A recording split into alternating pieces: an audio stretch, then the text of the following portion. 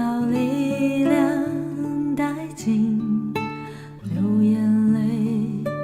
如下雨滴，终日不停。主关心，而且了解你能忍受多少，他将告诉别人为你祷告。是否你正处在狂风暴雨之中，你的船支离破碎，疲倦失意，别失望，此时此刻有人为你祷告，宁静平安将要进入你心，有人在为你祷告，有人在为你祷告。当你觉得寂寞孤单，你内心将要破碎，要记得有人在为你祷告。以斯拉记第10章1到17节。以斯拉祷告认罪哭泣，俯伏在神殿前的时候，有以色列中的男女孩童聚集到以斯拉那里，成了大会，众民无不痛哭。属于以兰的子孙耶歇的儿子示迦尼对以斯拉说，我们在此地娶了外邦女子为妻，干犯了我们的神。然而以色列人还有指望。现在当我们与神立约，休这一切的妻，离绝他们所生的，照着我主和那因神命令战经之人所议定的，按律法而行。你起来，这是你当办的事，我们必帮助你，你当奋勉而行。第5节。以斯拉便起来，使祭司长和利未人，并以色列众人起誓，说必照这话去行，他们就起了誓。以斯拉从神殿起来，进入以利亚实的儿子约哈难的屋里，到了那里不吃饭，也不喝水，因为被掳归回之人所犯的罪，心里悲伤。他们通告犹大和耶路撒冷被掳归回的人，叫他们在耶路撒冷聚集。凡不遵守首领和长老所议定3日之内不来的，就必抄他的家，使他离开被掳归回之人的会。于是犹大和便雅悯众人3日之内都聚集在耶路撒冷。那日正是9月20日，众人都坐在神殿前的宽阔处，因这事又因下大雨，就都战惊。祭司以斯拉站起来，对他们说，你们有罪了，因你们娶了外邦的女子为妻，增添以色列人的罪恶。现在当向耶和华你们列祖的神认罪，遵行他的旨意，离绝这些国的民和外邦的女子。会众都大声回答说，我们必照着你的话行。只是百姓众多，又逢大雨的时令，我们不能站在外头，这也不是1天2天办完的事，因我们在这事上犯了大罪。不如为全会众派首领办理，凡我们诚意中娶外邦女子为妻的，当按所定的日期，同着本城的长老和士师而来，直到办完这事，神的烈怒就转离我们了。唯有亚撒黑的儿子约拿单特瓦的儿子亚哈谢阻挡这事，并由米舒兰和利未人沙比泰帮助他们。被掳归回的人如此而行。祭司以斯拉和些族长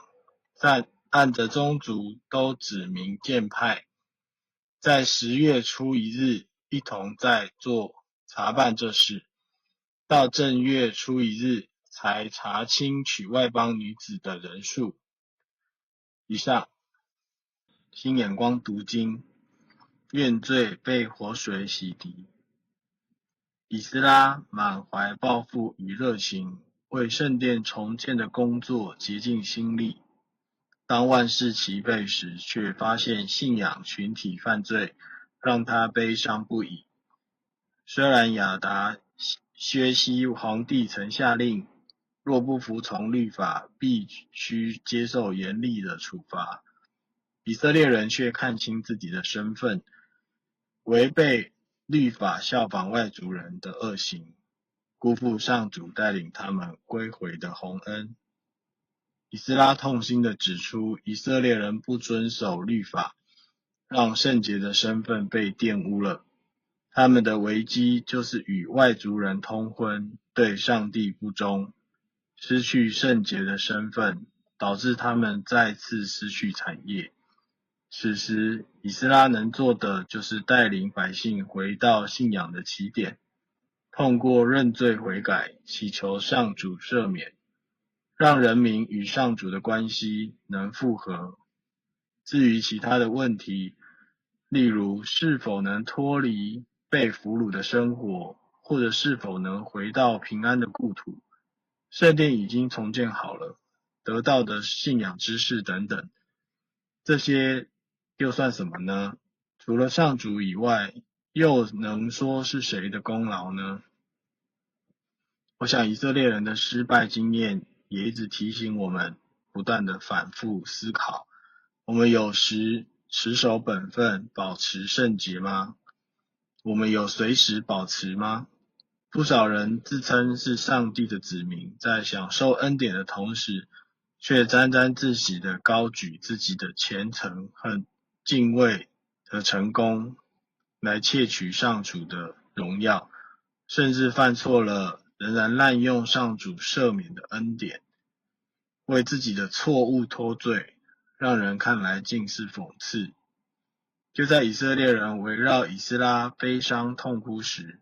以兰宗族耶歇的儿子示迦尼的反省，让信仰共体清楚。此时他们不能再分谁高尚谁卑贱，身为群体的一份子，每个人都无法卸责，也无法与过错切割。示迦尼主动提及以色列群体的不忠，并向以斯拉证明，唯一的转机便是悔改与行动。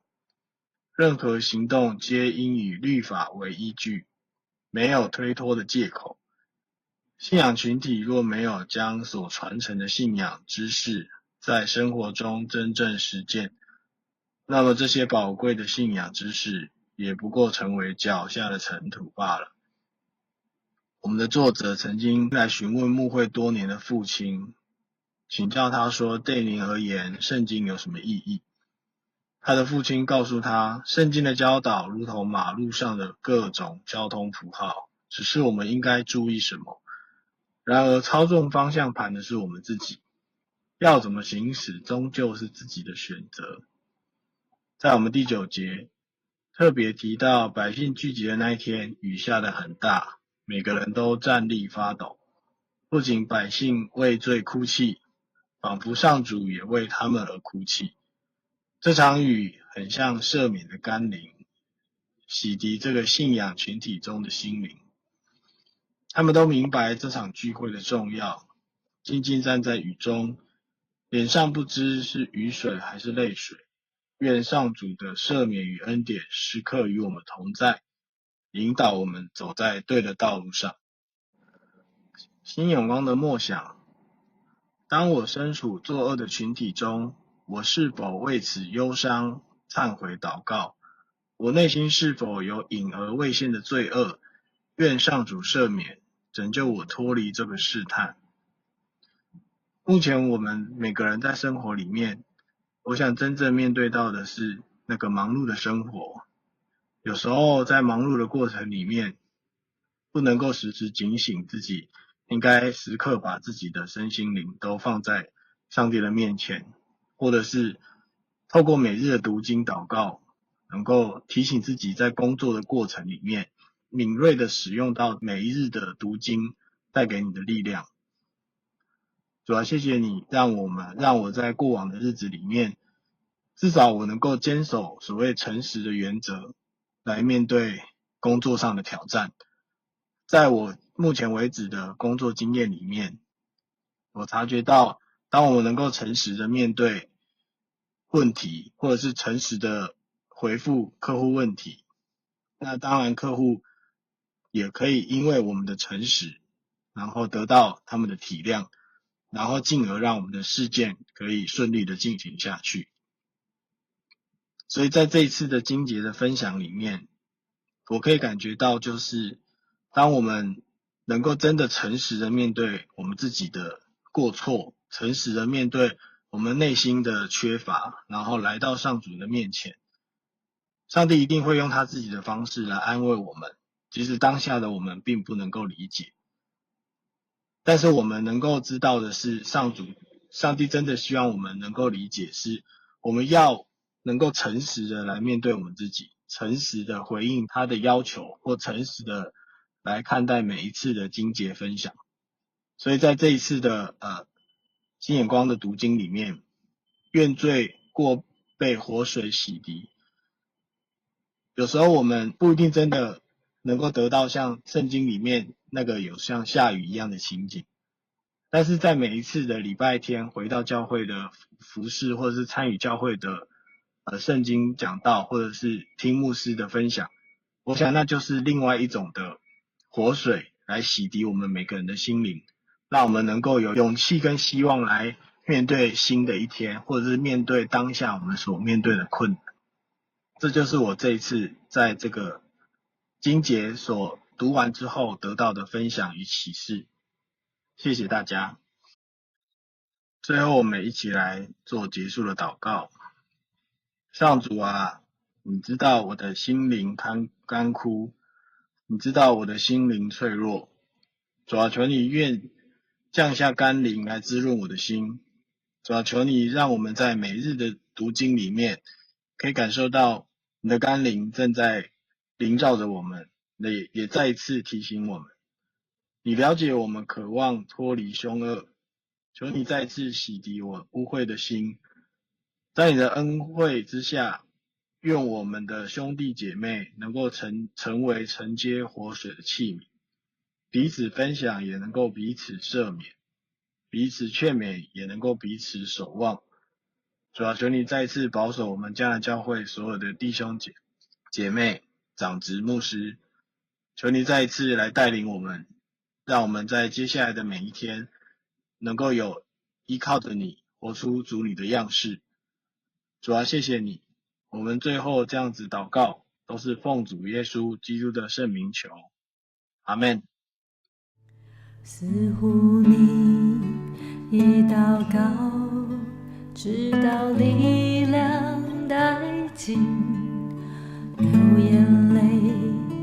如下雨滴，终日不停。主关心，而且了解你能忍受多少，他将告诉别人为你祷告。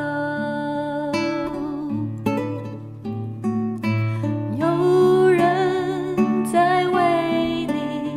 祷告，有人在为你祷